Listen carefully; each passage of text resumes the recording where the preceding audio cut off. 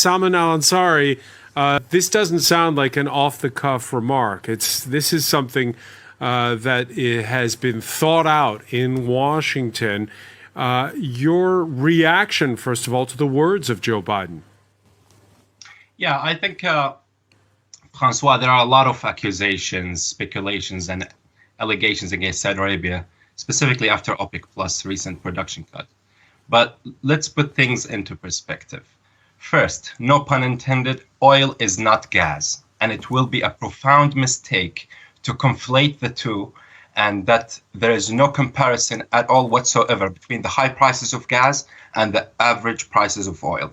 That's number one. It's the US that wanted to sell LNG gas to Europe with 4 times the price, not Saudi Arabia, nor OPEC, nor OPEC Plus. And President Macron, the French president, hinted about his frustration, personal frustration of the US exploitation of Europe's energy need. This is a fact.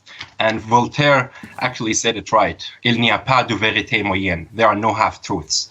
The second thing is the US administration, as we all know, has waged a war against its domestic US oil industry through an executive order. Months afterward, he said, the Biden administration, Biden himself, at a climate conference, he said Saudi Arabia should be punished for its hydrocarbon production and how Saudi Arabia is exacerbating the climate change. And now he is asking us to pump more oil. And you see the double standards here. The third thing, which is very important and hasn't been very well reported by the media, which is the fact that the US administration urged Saudi Arabia to delay the production cut for a month. So that tells us what?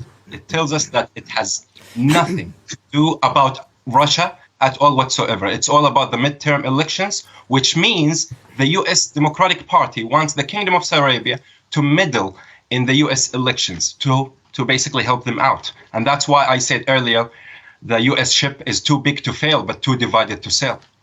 It is, though, the case, Salman al-Ansari, that we have seen escalation after escalation from Russia, which stands to profit from that oil revenue. It's the escalation after escalation that matters in this case, does it not? And it's not in Saudi Arabia's interest for Russia to be at war with Ukraine, is it?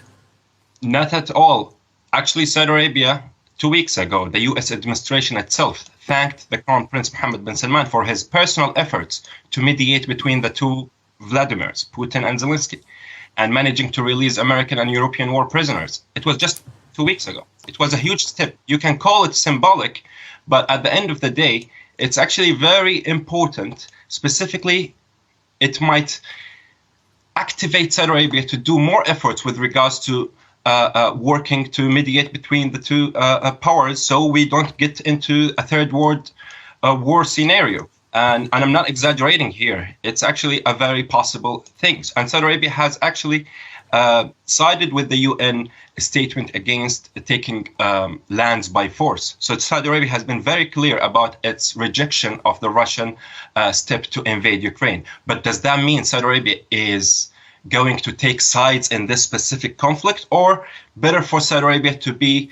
in a mediation kind of mode so they can actually find a way through which we can actually prevent this from escalating? And Saudi Arabia, at the end of the day, all what they want is stability for the market. And let's not forget, it's not only Saudi Arabia that decided to do the cut of production. And by the way, no exports will be actually cut. It's also only about the production per se. So there's no effect. And even the prices of oil has actually decreased almost 2 to 3% after the decision of the production cut. So we have to think carefully about, as I said earlier, we have to differentiate between gas and oil. And there is something very important. And Adam Smith, the congressman, Adam Smith, he is a Democratic congressman. He was actually urging Biden yesterday to not make any other further mistake with Saudi Arabia. And he's from the Democratic Party. Well, let me just ask Kedevan Gorjestani, very briefly, Kedevan, about that one point, that how much of this is about domestic politics in the U.S.?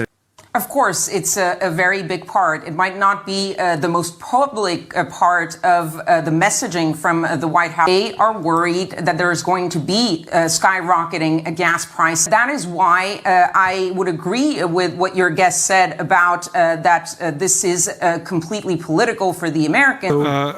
Salman Ansari, what's your reaction when you hear Vladimir Putin saying, we're not isolated, we have partners, we have friends? Does that, again, make OPEC Plus nations complicit in this invasion of Ukraine? Let me tell you something, Francois, and as you know, I'm a political analyst, independent one. Russia, we have a lot of differences with Russia. Russia is supporting the regime that threatens our existence, which is Iran. Does that mean we have to take a side to be against them in this specific case? Not necessarily, because you can use diplomacy to de-escalate. We don't need to escalate because that's a strategy that doesn't work. Escalate to de-escalate is not going to work. We need to work on de-escalating the issue and to prevent this from going out of control. It's still under control. All what we are seeing is still under control, but even after the bombing of urban centers that we've seen over the last 3 days? Look, wars are ugly. Wars are ugly. Wars are bad. And this is unjustifiable at all whatsoever. And Saudi Arabia has voiced its rejection of that as well.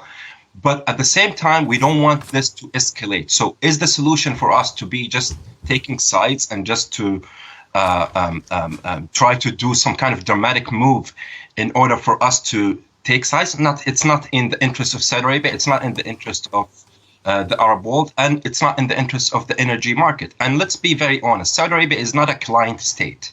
It's not a client state. It's a nation that predates the US, and it's the heart of the Arab and Muslim world. And I think it will be a catastrophic mistake if the US takes any measure against Saudi Arabia. It would be, I would call it the mistake of the century, if the US does something against the interest of the Kingdom of Saudi Arabia. The US-Saudi relations, I'm a big believer in this relationship. It's the cornerstone of global security and economic prosperity. Mike Pompeo himself said that he can't imagine a world where there is no Saudi, where's no Saudi-US relations.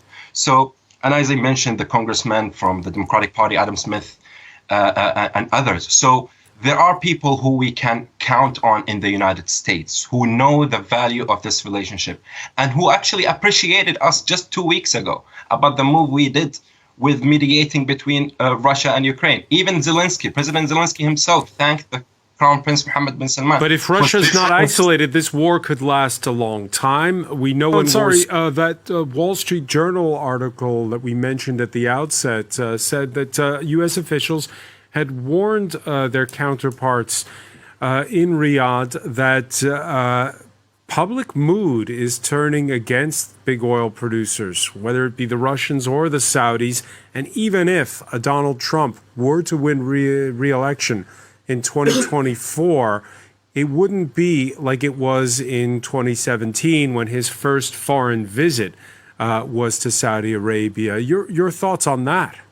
Yeah, I think it's very clear for everyone right now that using Saudi Arabia as a scapegoat for the Biden administration's failing policies doesn't work anymore. And if the Biden administration wants to lower the cost of oil and gas, they simply should invest more in their refineries and to lower energy taxes and to also to stick to a reasonable long-term plan that can both help their transition to clean energy without harming their American energy consumers. So just using Saudi Arabia and putting it in the center of the talk when it comes to the high energy prices is not going to help anyone. And I think across the aisle in the United States, they know that. But Biden is just trying to use this for midterm election success. But I don't think it's going to even work. And what's they going to do? Are they going to be in a position where they punish more than 23 nations just for the reason that they are trying to regulate the energy market? That's not going to be sensible, and it's not going to be achievable at all whatsoever. And they know that. Are they going to review those arms sales? Do you think that's going to happen? That's up to them. It's up to the Americans to do so. And Saudi Arabia has the whole world, and it's a demand and a supply. So weapons just like any other commodity.